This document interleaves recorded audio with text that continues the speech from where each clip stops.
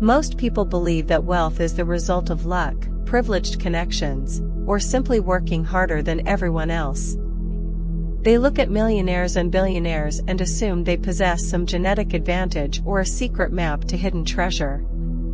But what if the true source of wealth has absolutely nothing to do with your bank account, your education, or your physical labor? What if the ultimate currency of the universe is not money, but thought? In 1908, a young journalist named Napoleon Hill was granted an exclusive interview with Andrew Carnegie, who was at the time the richest man in the world. Carnegie didn't just share his business secrets, he issued a challenge. He proposed that Hill spend the next 20 years of his life interviewing over 500 of the most successful men and women in America, including Henry Ford, Thomas Edison, and John D. Rockefeller, to decode the exact psychological formula they used to achieve massive wealth. Carnegie even offered to write letters of introduction to these titans of industry, on one condition: Hill had to organize their collective wisdom into a simple, step-by-step philosophy that any ordinary person could use. Hill accepted the challenge. 2 decades later, he published the result of that monumental research project, Think and Grow Rich. This is not merely a book about making money. It is a profound psychological blueprint for bending reality to your will. Today, we are going to dive deep into this masterpiece, uncovering the 13 principles of success, the hidden power of the subconscious mind, and the exact formula to turn your invisible thoughts into tangible, physical wealth. The entire philosophy of Think and Grow Rich rests on one foundational, earth-shattering premise: thoughts are things. Hill discovered that every great empire, every massive fortune, and every world-changing invention began as a single, fleeting thought in the mind of its creator. The subconscious mind, Hill explains, does not know the difference between a real, physical experience and a vividly imagined one. It is a fertile garden. If you plant seeds of doubt, fear, and poverty, it will yield a harvest of failure. But if you plant seeds of a burning desire, backed by unwavering faith, the subconscious mind will work day and night to translate those thoughts into their physical equivalent. The problem is that most people are completely unaware of this mechanism. They let their minds wander aimlessly, planting weeds of negativity, and then wonder why their lives are filled with struggle. To grow rich, you must first become the absolute master of your own mind. This brings us to the very first step in the formula: desire. But Hill is very careful to distinguish between a mere wish and a burning desire. A wish is passive. Everyone wishes to be rich. Everyone wishes to be successful. But a burning desire is an obsession. It is a pulsating, all-consuming urge that transcends everything else. Hill illustrates this with the incredible true story of Edwin C. Barnes. Barnes had a burning desire to become a business partner with the great inventor Thomas Edison. He didn't want to work for Edison, he wanted to work with him. But Barnes had no money, no connections, and no way to even get into Edison's office. So, he bought a train ticket to New York. When he arrived, he looked like a tramp. His clothes were dirty, his hair was unkempt, and he had no appointment. But he walked straight into Edison's laboratory and told the great inventor that he had come to go into business with him. Edison later said that the look in Barnes' eyes was the look of a man who was determined to get what he was after. Edison gave him a chance, not because of his skills, but because of his sheer, undeniable will. Barnes didn't get the partnership immediately, but he stayed, he worked, and eventually, he got exactly what he desired. He proved that when a desire is strong enough, it burns through all obstacles. Once you have identified your burning desire, you must move to the second step: faith. Faith is the visualization of, and belief in, the attainment of desire. It is the emotional state that convinces your subconscious mind that you already have what you want. But how do you manufacture faith when you are looking at an empty bank account? Hill reveals the secret: autosuggestion. Autosuggestion is the agency of communication between the conscious mind and the subconscious mind. It is the tool you use to deliberately program your brain. Hill provides a highly specific, 6-step formula to turn a desire into gold, and it is the most practical, actionable framework in the entire book. First, fix in your mind the exact amount of money you desire. Do not say, "I want plenty of money." Be definite. Second, determine exactly what you intend to give in return for the money. There is no such thing as something for nothing. Third, establish a definite date by which you will possess the money. Fourth, create a definite plan for carrying out your desire, and begin at once, whether you are ready or not. Fifth, write out a clear, concise statement of your goal, the time limit, what you will give for it, and your plan. Sixth, read your written statement aloud, twice daily. Once just before retiring at night, and once after arising in the morning. As you read it, you must see, feel, and believe yourself already in possession of the money.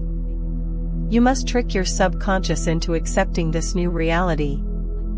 If you do this consistently, your subconscious mind will begin to guide your actions, attract the right people, and present you with opportunities you would have otherwise missed. But desire and faith are not enough on their own. You must acquire the third crucial element: specialized knowledge. Hill makes a vital distinction between general knowledge and specialized knowledge. General knowledge is useless for accumulating wealth.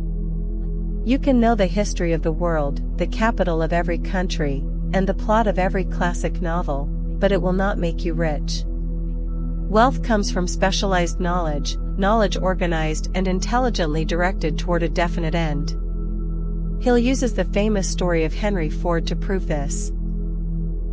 During World War I, a newspaper editor called Ford a pacifist and an ignorant idealist. Ford sued the newspaper for libel. In court, the newspaper's lawyers tried to prove Ford was ignorant by asking him a barrage of general knowledge questions. Who was Benedict Arnold? How many soldiers did the British send to America in 1776? Ford, annoyed by the line of questioning, finally pointed to a row of electric push-buttons on his desk and said, "Why should I clutter my mind with general knowledge when I have men around me who can supply any knowledge I need?" Ford knew that the truly educated man is not the one who knows everything, but the one who knows where to find knowledge, and more importantly, knows how to organize it into a plan of action. You do not need to know everything. You just need to know what you need to know, and how to get it. This leads directly to the fourth principle, which is perhaps the most powerful secret in the book: the mastermind. Hill defines a mastermind as the coordination of knowledge and effort, in a spirit of harmony, between two or more people, for the attainment of a definite purpose. Hill discovered that no individual has ever achieved great success without the aid of a mastermind group. When two or more minds come together in perfect harmony, they create a third, invisible, intangible force that is greater than the sum of its parts. It is like connecting multiple batteries in a circuit, the energy multiplies. Andrew Carnegie attributed his massive wealth entirely to his mastermind group. He surrounded himself with over 50 men whose specialized knowledge complemented his own. Carnegie didn't know how to manufacture steel, but he knew how to lead the men who did. If you are trying to build wealth alone, in isolation, you are playing the game on hard mode. You must find your mastermind. You must surround yourself with people who challenge you, who elevate you, and whose skills fill the gaps in your own knowledge. Your network is not just your net worth, it is the multiplier of your mental capacity. However, even with a burning desire, faith, and a mastermind, you will face the ultimate test: persistence. Hill states plainly that there is no substitute for persistence. It is the one quality that guarantees success. He tells the legendary story of a man who decided to mine for gold during the California gold rush. He bought a mining claim, bought the necessary equipment, and went to work. After weeks of grueling labor, he struck gold. He was ecstatic. But as he dug deeper, the gold veins suddenly disappeared. He dug and dug, trying to find the vein again, but found nothing. Finally, defeated and exhausted, he decided to quit. He sold his equipment to a junk man for a few $100s and went home. The junk man called in a mining engineer to look at the abandoned mine. The engineer calculated that the project had failed because the owners were unfamiliar with fault lines. His calculations showed that the vein of gold was just 3 feet from where the first miner had stopped drilling. The junk man took that advice, dug 3 feet deeper, and became a multimillionaire. The first miner stopped 3 feet from gold because he did not understand the law of persistence. Most people give up when they hit temporary defeat. They mistake a detour for a dead end. But the universe rewards those who refuse to quit. Every failure, every setback, brings with it the seed of an equivalent advantage. You just have to persist long enough to find it. Hill also touches upon a highly controversial but fascinating principle, the mystery of sex transmutation. He observed that the most successful men in history were those with highly developed sex natures. But they did not waste this energy on purely physical pursuits. Instead, they learned to transmute it. Sex desire is the most powerful of human desires. When driven by this desire, people develop keenness of imagination, courage, willpower, and persistence. Hill argues that when this raw, creative energy is redirected away from physical expression and channeled into your professional goals, your art, or your business, it becomes an unstoppable driving force. It is the fuel that powers the engine of genius. Many of history's greatest artists, leaders, and inventors were driven by this harnessed, redirected emotional energy. As we synthesize these principles, we must understand the role of the subconscious mind and the power of decision. Hill analyzed hundreds of wealthy individuals and found that they all shared one common trait: they had the habit of reaching decisions promptly and changing them slowly.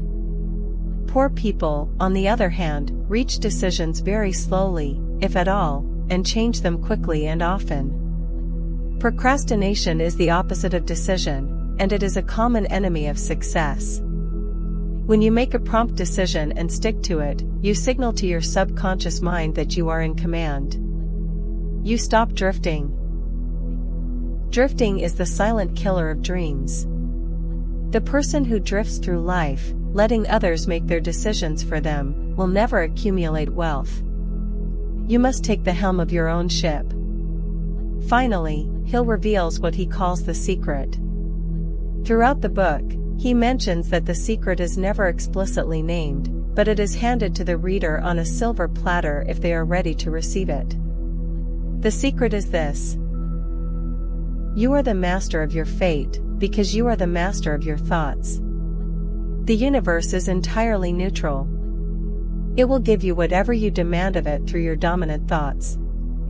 If you demand poverty, fear, and limitation, it will provide it. If you demand wealth, abundance, and success, and you back that demand with a burning desire, an organized plan, and relentless persistence, the universe will rearrange itself to make it happen.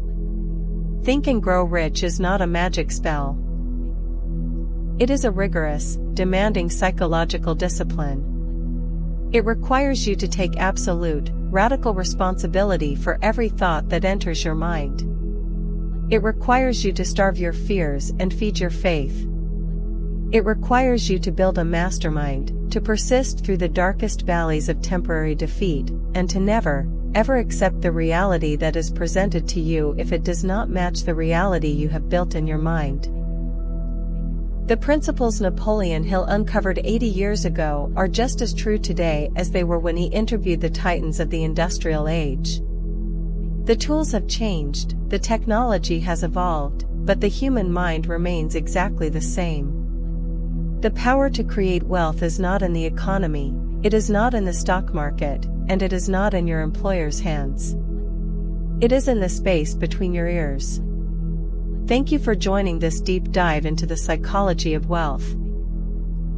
If this framework resonates with you, if it challenges you to take absolute control of your thoughts and your destiny, share it with someone who needs to hear it. Remember, thoughts are things. Go forth, plant the seeds of your burning desire, water them with relentless persistence, and watch as your invisible thoughts transform into your tangible reality.